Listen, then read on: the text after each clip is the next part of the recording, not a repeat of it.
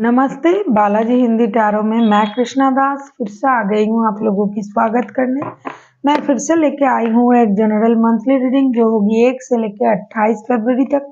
General होने की वजह से हो सकता है हर बात आपके साथ रेजोनेट ना करे, जितना भी रेजोनेट करता है उसको रखें और बाकी को छोड़ दें। हो सकता है बाकी रीडिंग किसी और के लिए हो। सनसाइन मून साइन किसी भी साइन से अगर आप कैप्रिकॉन हो यानी मकर राशि हो तो ये रीडिंग आपके लिए होगी। जेंडर स्पेसिफिक भी नहीं है और पूरे महीने आप इस रीडिंग को देख सकते हो। देख लेते हैं कैप्रिकॉन पूरे महीने की आपकी overall energy. S of wands के कार्ड, पूरे महीने आप जो हो नए नए काम करने की कोशिश करोगे। जो चीज रुका हुआ था उसे करना, एक्शन लेना, बैठे नहीं रहना है।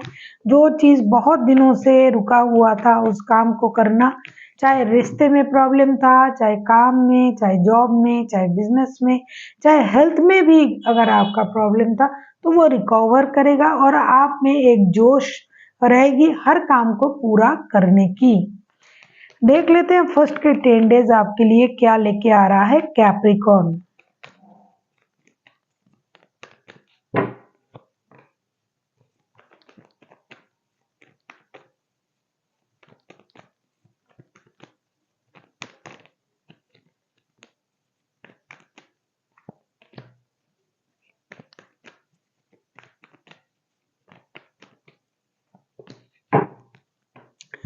फर्स्ट के जो 10 डेज है ऐसा लग रहा है कि chariot, 6 of wands and the temperance के कार्ड आए हैं। फर्स्ट के 10 डेज आपका बहुत उम्दा जाने वाला है। ऐसा लग रहा है कि कोई आपसे मिलने आ सकता है, आप कहीं किसी से मिलने जा सकते हो। आप अपनी एनर्जीज को बहुत अच्छी तरीके से बैलेंस करोगे।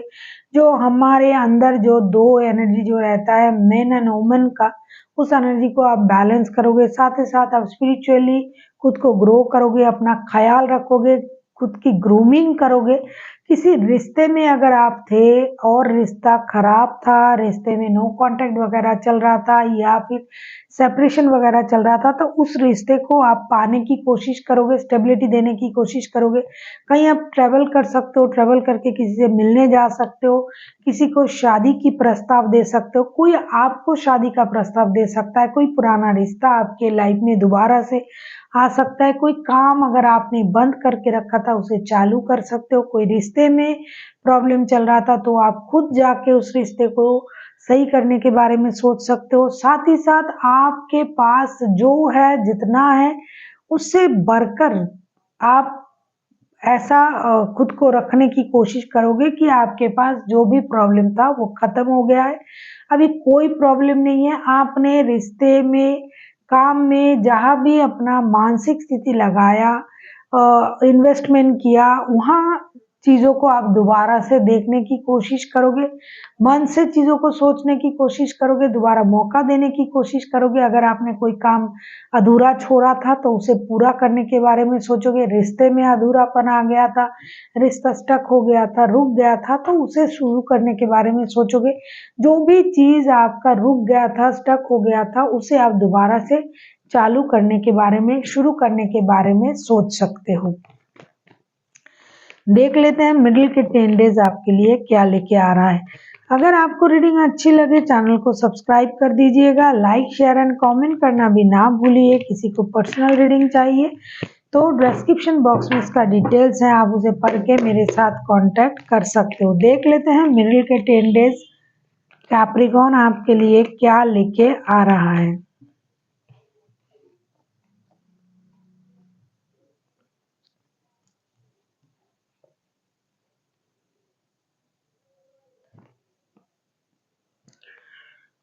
Four of swords, 9 of swords and night of pentacles. जो मिडिल के जो 10 डेज हैं ये आपको थोड़ा सा परेशान कर सकता है हेल्थ वाइज, क्योंकि मुझे लगता है जो रिश्ते आपने जोड़ने के बारे में सोचा है और उसके लिए जो आप एक्शन लोगे उसमें हो सकता है आपको वक्त लग सकता है। दूसरी चीज की उससे आपको थोड़ी सी मानसिक परेशानी मिल सकता है। हालाँकि उतनी मानसिक परेशान होने की ज़रूरत नहीं है, लेकिन नेचर के हिसाब से मुझे लग रहा है कि आप थोड़ा परेशान रह सकते हो।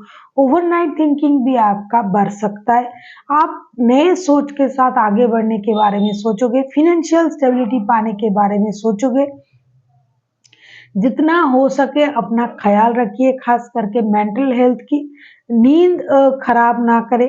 साथ ही साथ अगर आपको ऐसा लग रहा है कि कोई आपको धोखा दे रहा है, आपकी पीठ पीछे कुछ षड्यंत्र कर रहा है, तो उसका भी थोड़ा ख़्याल रखिएगा।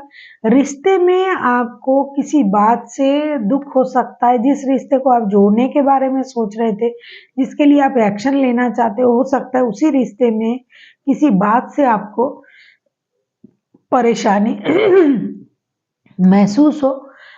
कोई डिसीजन लेने का आपका इंतज़ार हो सकता है। अगर आप थर्ड पार्टी सिचुएशन में हो या फिर आपने खुद किसी को थर्ड पार्टी में डाला हुआ है, तो आपको सोच समझ के डिसीजन लेना पड़ेगा।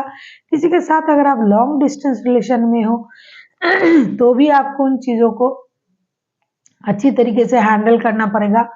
आप कहीं ट्रैवल करके जा सकते हो, विदेश से कोई आपसे मिलने आ सकता है, कहीं लॉन्ग डिस्टेंस रिलेशन में हो अगर आप किसी के साथ, तो उसमें भी आपको ट्रैवल करना पड़ सकता है या फिर वो आ सकते हैं।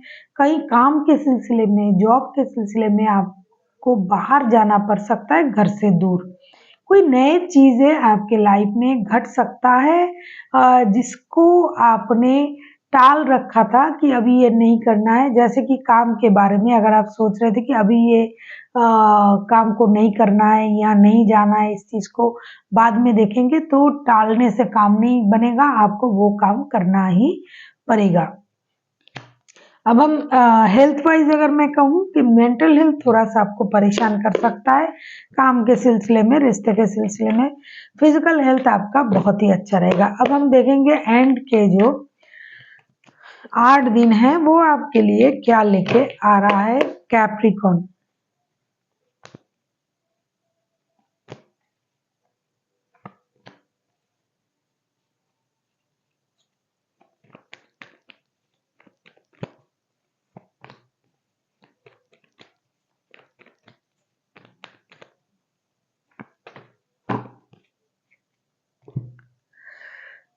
जैसा कि मैंने आपसे कहा, मिडिल के जो 10 डेज़ हैं वो आपको मानसिक रूप से परेशान कर सकता है। एंड की जो 8 दिन है, 5 of cups, 2 of swords and night of wands के कार्ड आए हैं।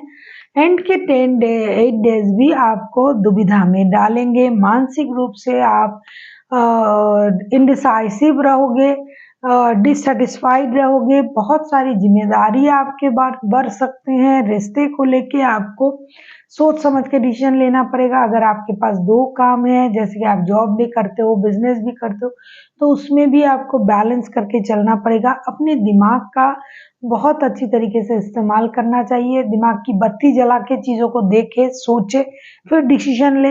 हो सकता है पहले की किए हुए कोई काम आपको दोबारा परेशान कर सकता है। अगर पहले आपने किसी के साथ कुछ मिसबिहेव किए थे, उनको परेशान किए थे, तो अब हो सकता है उसका रिटर्न आपको मिले। इस वजह से आपको थोड़ी-सी सचेत रहना पड़ेगा। किसी के साथ अगर आप रिश्ते में जुड़ते हो तो सोच समझ के जुड़िएगा। कोई बंदा या बंदी आपके लाइफ में आ सकता है नए प्रस्ताव लेके, रिश्ते की प्रस्ताव लेके, जो आपको स्टेबिलिटी नहीं देगा।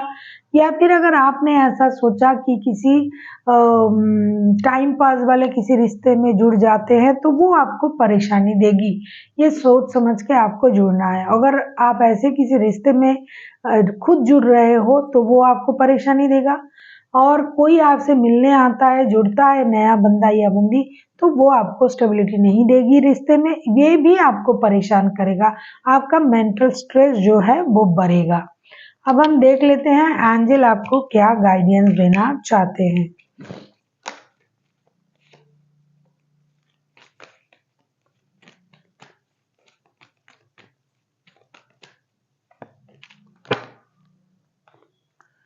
एंजल आपसे ये कहना चाहते हैं recovery and no need to worry. देखो, रिकवरी तभी होगा जब आप सही तरीके से चीज़ों को काम को करोगे।